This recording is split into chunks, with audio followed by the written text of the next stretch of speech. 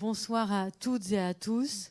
Mais quel bonheur, quel encouragement de nous retrouver ce soir devant une salle comble. Merci, vraiment merci infiniment d'être présents pour la soirée d'ouverture de notre cycle de films consacré à la mémoire juive en Europe centrale. Vraiment merci. Je pense qu'avec Mathieu Leric, on est très très heureux d'être face à vous tous, si nombreux. Pardon d'ailleurs pour le retard, mais le succès, voilà. Donc cette programmation est née d'une conversation, ou plutôt d'une rencontre avec Mathieu Leric, vous l'aurez compris, qui est à mes côtés. Mathieu Leric est chercheur à l'université Paris 8. Il est spécialiste des cinématographies européennes. Et c'est à l'issue d'une soirée qu'il animait ici, qui était consacrée au cinéma expérimental des Temerson, qu'il m'a raconté qu'il revenait de Pologne et que dans le studio des films éducatifs de Lodz, c'est ça ? Łódź ? Oui. Łódź. Alors là, je vais me faire corriger tout le temps parce que j'ai pas révisé mon polonais, mon hongrois, mon tchèque et mon slovaque. Je suis désolée, s'il vous plaît. Donc, il revenait de Łódź. Et il avait donc découvert dans les archives des courts-métrages d'un réalisateur polonais qui s'appelait Edward Edler. Je sais pas. Donc notamment deux films incroyables, Judaïka et Cimetière Rémour, réalisés dans les années 60. Et ces films révèlent des traces laissées par les communautés juives disparues, sont particulièrement émouvants. Ces deux films, donc de 14 et de 12 minutes, ça ne nous faisait pas un programme quand même. Mais ça n'a pas été une programmation, mais ça a été vraiment l'embryon de ce programme. On a ainsi, ça a lancé une conversation, une discussion sur cette cinématographie-là, et de fil en aiguille, de rencontres à l'auditorium, en café. On a discuté de films et on s'est rendu compte de la richesse et de l'importance de ces films d'Europe centrale, et surtout de la place du passé juif et de la mémoire juive dès la fin de la guerre. Donc, on s'est lancé, on s'est dit, d'accord, on va proposer un programme d'une ambition assez peu commune. Enfin, disons, on a quand même trouvé 20 films projetés en 13 séances, tout ça en une semaine. C'est quand même assez rare pour nous ici, qui ne sommes pas une cinémathèque. Donc, ce dont j'ai envie de vous parler, c'est un peu la genèse, mais surtout vous dire grâce à qui on a pu mettre en place ce programme et grâce à qui on a pu avoir les films, car évidemment, ce n'est pas un travail qu'on a pu mener tout seul.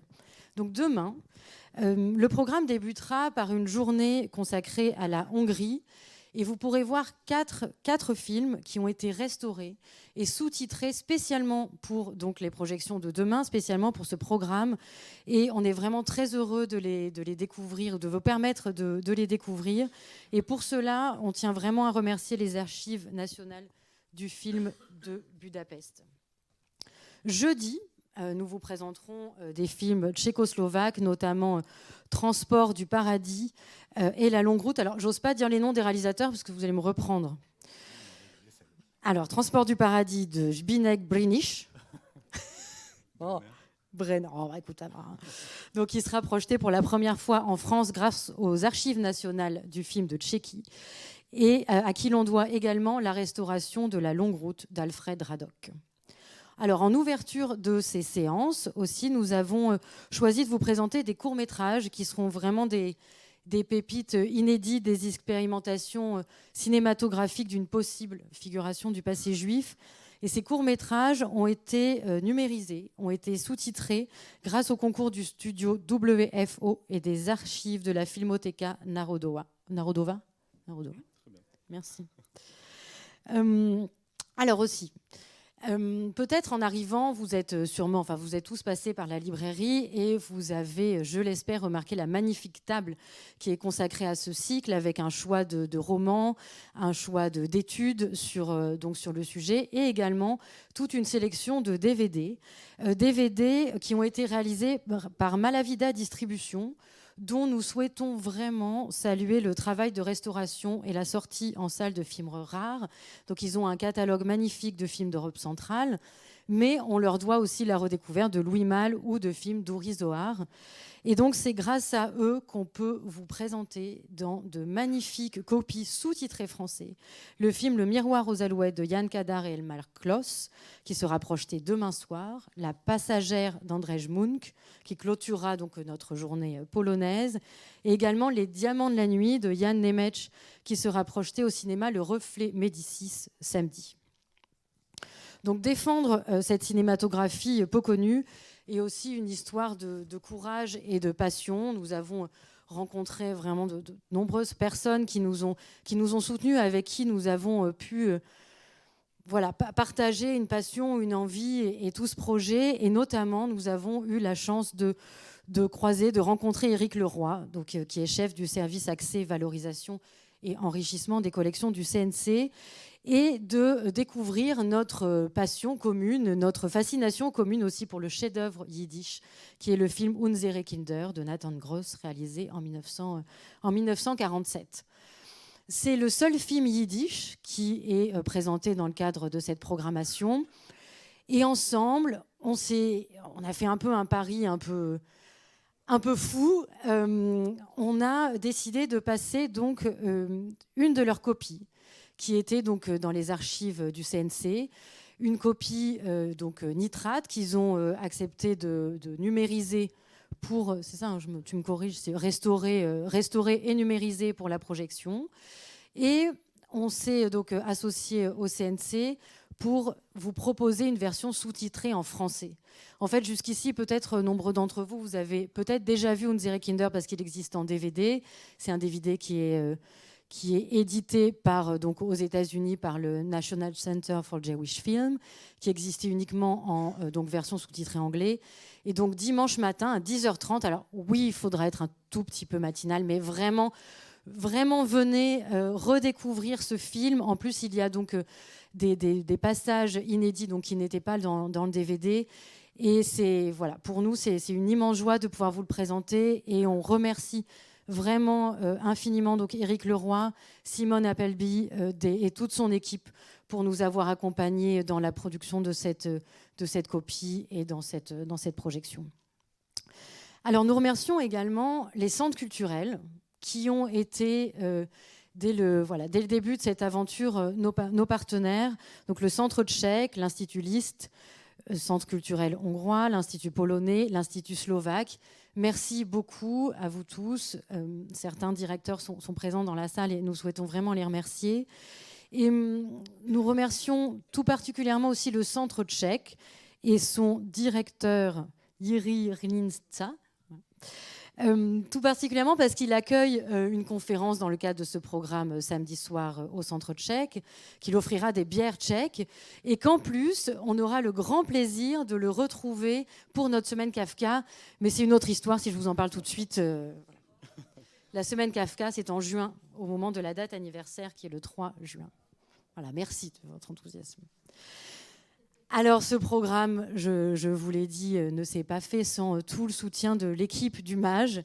Donc nous remercions aussi le directeur, Paul Salmona, Joseph Hirsch, responsable adjoint de l'auditorium, ainsi que toute l'équipe, et notamment de la communication et de la librairie. Et nous tenons à remercier tout particulièrement Antoine Erard, qui est notre régisseur général, et notre projectionniste qui a relever le défi de recevoir, télécharger, tester une fois, 2 fois, 3 fois pour nous rassurer tous les films du programme et sans qui l'écran ce soir resterait dans le noir. Donc merci beaucoup Antoine. Dans cette aventure collective, il ne manquait plus que vous. Voilà, on vous attendait. Merci d'être si présents ce soir. Et d'ailleurs, je vous annonce que vous serez aussi présents demain matin, parce qu'en fait, on vous garde, on a fermé les portes. Et on a prévu des cornichons et de la vodka, et voilà. Donc, on va passer une semaine ensemble, et vraiment, on est très, très contents. Merci. Merci. Donc, nous avons besoin de vous, de votre présence, de votre regard, de vos questionnements. Et c'est pour ça qu'on a souhaité que chaque film soit accompagné d'un débat en présence d'invités, mais aussi nous vous donnerons la parole. Donc surtout, n'hésitez pas à participer, à nous faire part de vos émotions, de vos questionnements autour de ces films. Parler aussi, parce que donc ça dure une semaine, on a des projections en journée, enfin il faut quand même les remplir pour que ce soit un succès et pour qu'on puisse vous proposer dans 1 an ou 2 la suite, évidemment, parce qu'on s'arrête en 1967. Mathieu va vous en parler. Si ça vous intéresse assez. Non, mais on va réussir à les convaincre. Et donc, il y a évidemment beaucoup de films réalisés entre 67 et nos jours qui sont également passionnants et qu'on serait très heureux de vous présenter et de réfléchir sur cette nouvelle génération aussi avec vous. Donc, parlez de cette semaine de cinéma, parlez-en à vos amis, venez avec eux. Et à propos d'amis, nous tenons à remercier les Amis du Mage, dont le soutien est un véritable encouragement et une aide précieuse pour vous proposer tous nos programmes. Vous ne serez jamais assez nombreux, alors n'hésitez pas, pour ceux qui ne le sont pas déjà, à les rejoindre. Et en plus, vous bénéficierez d'un tarif exceptionnel pour chaque projection de 4 €, ce qui est quand même extrêmement compétitif. Donc n'hésitez pas, voilà, mes collègues de la billetterie sont tout à fait disponibles. Alors ça y est, j'ai quasiment terminé, mais je vais bientôt laisser la parole à Mathieu. Mais je voulais terminer sur ce visage que vous voyez là sur l'écran, sur ce visage qui nous a accompagnés pendant toute la préparation du cycle, sur ce visage qui va nous accompagner toute cette semaine. Alors c'est le visage d'un acteur slovaque qui s'appelle Josef Korner, dans le film Le Miroir aux Alouettes de Jan Kadar et Elmar Klos, Miroir aux Alouettes, qui a eu l'Oscar du meilleur film étranger en 1965. Donc c'est son regard à travers la palissade où se mêlent l'inquiétude, la colère, la peur ou le courage qui nous semble incarner celui des réalisateurs de ce cycle et de la complexité de ces films. Donc voilà, merci à lui de nous accompagner. Merci à vous, merci beaucoup Mathieu Leric. Et ça y est, c'est à toi. Merci. Merci Sophie. Merci beaucoup Sophie. Bonsoir à toutes et à tous. C'est avec un immense plaisir, aussi un peu d'appréhension, que nous ouvrons donc ce cycle que nous avons intitulé, et chaque mot, chaque terme compte, une mémoire inquiète, présence du passé juif dans le cinéma d'Europe centrale, 1945-1967, Hongrie, Pologne, Tchécoslovaquie. Alors j'ai dit que nous ouvrons, le terme ouverture importe, parce qu'à travers l'ouverture, plutôt que l'inauguration ou le lancement, il y a la question de la curiosité. C'est loin d'être un vain mot, car la curiosité, l'envie de connaître, la volonté de savoir, disait Foucault, est à l'origine de tout, en tout cas des plus belles rencontres, même si c'est souvent plus tard qu'on prend conscience de cette beauté. Avec ouverture vient aussi la notion de confiance. J'aimerais dire à quel point, si nous sommes là ce soir, c'est principalement grâce à cette confiance, à la confiance dont ont fait preuve Sophie, Joseph et toute l'équipe du Mage à l'égard de ce projet un peu fou, disais-tu tout à l'heure, de cycle et de colloque. Désormais, ce n'est plus un projet, c'est là. Nous le vivons. Une semaine, 20 films, 21 en fait. Courts et longs, des fictions, des documentaires, des films expérimentaux, des films traversés de forces contraires, nourris de chagrin, de cauchemars, de la terreur subie par les Juifs avant 1945 et des difficultés vécues après la Shoah, mais aussi d'espoir, de rêve, de tentatives de se frayer un passage, de faire sien le chemin, en chantant des chants yiddish, par exemple, comme dans Unsere Kinder, vous le verrez. Même si la route est longue, comme dans le film d'Alfred Radok, et que bientôt, chassé à nouveau, il faut la reprendre, la route, pour migrer vers l'Ouest, vers Israël. Ces films pointent l'existence d'une morbidité, d'un vertige, pour mieux mettre l'accent sur la vitalité et le désir d'avancer malgré tout. Le cinéma est le royaume du mouvement, disait un théoricien polonais du cinéma. C'est d'un mouvement complexe qu'il s'agit dans le cas du passé juif, car de nombreux obstacles sociaux, idéologiques, linguistiques, culturels semblent constamment en renier le dynamisme et surtout en limiter la reconnaissance a posteriori. C'est justement ce que ce cycle nous invite à faire, reconnaître l'importance de ce patrimoine, de ces films, mais aussi à travers eux, évidemment, de cette mémoire. J'aimerais donc que ce cycle soit l'occasion de reconnaître ces films comme faisant partie de notre patrimoine commun et qu'à travers ce processus, on puisse enfin initier sereinement le récit de l'histoire des Juifs d'Europe centrale, en résonance par ailleurs avec les travaux précieux d'historiens. Je pense à ceux de Catherine Aurel, de Annette Wiewiórka, d'Audrey Kichlewski, pour n'en nommer que quelques-unes. Que cet auditorium soit donc une antre ouverte, puisque j'ai placé cette soirée et ce cycle sous le signe, sous le sceau de l'ouverture. Accueillant dans l'enthousiasme les images, les sons aussi, nous y serons sensibles, et les idées les plus diverses. Que cet auditorium devienne une osteria, terme qui rappelle ce roman éponyme écrit en 1966 par le juif polonais Julian Strejkowski, oui, puis publié en français sous le titre L'auberge du vieux Tag en 1972, sans doute dans la salle, des gens l'ont lu. Jerzy Kawalewicz et Tadeusz Konwicki l'ont d'ailleurs adapté au cinéma dès 1968, mais dans le contexte du retour de l'antisémitisme accru en Pologne à cette période, la production du film ne sera pas lancée. Kawalewicz réalisera finalement le film en 1984, peut-être dans le prochain cycle. Mais c'est une autre histoire. Une auberge est un lieu de passage, mais c'est aussi un lieu d'observation vis-à-vis d'un monde extérieur, en prise au chaos, à la guerre, à la souffrance. Et puis c'est un lieu de discussion et de débats infinis. Soyons donc enlevés, tantôt péremptoires, tantôt humbles dans nos commentaires, souvent émus, désarmés même, devant ces films à la fois bouleversants et perturbants, peuplés de fantômes à identifier et d'énigmes à déchiffrer. Il y a quelqu'un avec qui je partage l'appétence pour un cinéma de la mémoire, peu importe qu'il soit réaliste ou abstrait. Ce qui nous intéresse, à lui et à moi, c'est la radicalité des films.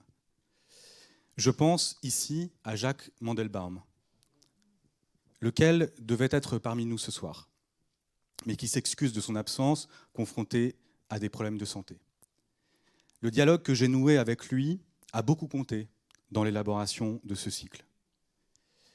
J'aimerais à ce propos dire à quel point deux projets importent et dont le cycle est sans doute un prolongement. D'abord, le projet « Le cinéma et la Shoah », auquel vous avez peut-être participé. Incarné par un livre et une rétrospective à la Cinémathèque française en 2008, organisée sous la houlette de Jean-Michel Frodon et donc de Jacques Mandelbaum. Dans ce cycle, si vous vous souvenez bien, figurait un seul film centre-européen, un film polonais, qui fait d'ailleurs partie de ce programme, à nouveau, La Passagère d'Andrzej Munk. Je pense à un deuxième projet auquel se rattache le nôtre, c'est celui porté et initié par Valérie Posner, Kino Judaïka, qui avait donné lieu à une rétrospective aussi à la Cinémathèque de Toulouse, cette fois-ci en 2009. C'est donc aujourd'hui une espèce d'extension, de prolongement à ces deux projets, que ce cycle-là fait écho. Un immense merci, par ailleurs, aux personnes qui apporteront leur regard sur les films et avec lesquelles vous allez avoir l'occasion, vous, chacun d'entre vous, de dialoguer, de discuter tout au long de cette semaine, et dont une partie est là ce soir, je les vois parmi vous. D'abord et avant tout, la philosophe Marie-Josée Monzin, avec laquelle vous allez pouvoir dialoguer tout à l'heure. Merci beaucoup de votre présence. L'écrivaine Lola Gruber, la cinéaste Ruth Zilberman, la scénariste et dramaturge Kata Weber, qui viendra spécialement de Berlin pour l'occasion, les chercheurs Damien Marguet, Ophir Lévy et Marek Althoff, Marek Althoff venant directement des États-Unis pour le colloque et pour la projection de La Passagère, justement, les critiques Samuel Blumenfeld et Ariel Schweitzer, le journaliste Stéphane Bou et l'archiviste Éric Leroy, tu l'as nommé tout à l'heure. Les deux derniers ont leur droit d'avoir, chacun à leur façon, laisser vivace le patrimoine du cinéma yiddish, en France, chez nous, ici. Dans l'océan d'indifférence dont est objet ce cinéma, et l'objet de ce cinéma, je reconnais la valeur de leurs gestes, dont nous nous sentons ce soir les héritiers. J'ai décidé de dédier ce cycle à Nathan Gross, né en 1919 et mort en 2005, à qui l'on doit la réalisation du film Unsere Kinder, mais aussi d'avoir écrit le seul et unique livre sur le cinéma juif en Pologne. J'errais dans Cracovie il y a quelques jours et je suis tombé sur une inscription sur la façade d'une maison indiquant que Nathan Gross était né là. J'ai eu l'étrange impression de l'avoir longtemps cherché, cette inscription. Et en même temps, j'ai eu le sentiment d'un hasard, comme si cette inscription sur cette façade brillait par sa discrétion même. Ce hasard, cher à Krzysztof Kieślowski, n'est pas sans lien avec la séance de ce soir. Vous verrez 2 films. D'abord, un court-métrage de Józef Robakowski, réalisé d'une façon extrêmement, improvisée, en 1962, par ce cinéaste qui deviendra l'une des grandes figures du cinéma expérimental en Pologne. Le film s'appelle 6 millions, 6 miliony, comme une reconnaissance déjà du nombre de morts, du génocide spécifiquement juif qui venait de se dérouler, en tout cas une décennie auparavant, un peu plus. Son titre, donc, marque cette reconnaissance. Deuxième film, le Décalogue numéro 8. Nous avons décidé de le placer en soirée d'ouverture, aussi parce qu'il sortait de notre, chronologie, en tout cas borne chronologique, de notre sphère chronologique, voilà. Parce que Kieślowski décide de faire quelque chose que peu d'autres cinéastes polonais ont fait, c'est-à-dire placer la mémoire juive comme une énigme posée au présent pour les Polonais. Et cette énigme, elle est d'autant plus troublante, vous allez le voir dans le film, que c'est à partir du silence que tout se fait, que tout jaillit. Ces 2 films ont pour matière première le silence. Alain Suède, à propos de Paul Celan, ou Paul Celan, comme on dit en français, a écrit à propos de ce silence. Je le cite, « Dans le suspens de la parole perdue, noyé, inaudible, le lieu natal nous prend au piège de son image, de son rêve. La vérité de la poésie, on pourrait dire du cinéma, c'est l'absence. Appelle à compléter, à retrouver le réel symbolisé par sa partie infinie, par son refus du même, par sa volonté de déchiffrer l'énigme de l'origine, lieu et non-lieu, messianité du présent inqualifiable, informulable, libre de tout discours. » Et il termine par cette phrase, « L'autre est notre avenir. » Malgré le silence, fin de citation, malgré le silence, donc, il y a l'autre. Ça parle et ça bouge, par et grâce à lui, cet autre. Nous en parlerons donc de ces autres, de ces micro-mouvements dont seul le cinéma peut capter l'importance. Regardons ensemble donc et pensons ces images. Pensez les images pour penser les plaies, P-E-P-A. En somme, tenter de réparer. Je vous souhaite un très bon cycle. Je serai ravi de vous retrouver tout au long de cette semaine pour échanger. Et pour l'heure, eh bien, je vous souhaite une très bonne projection. Et à tout à l'heure.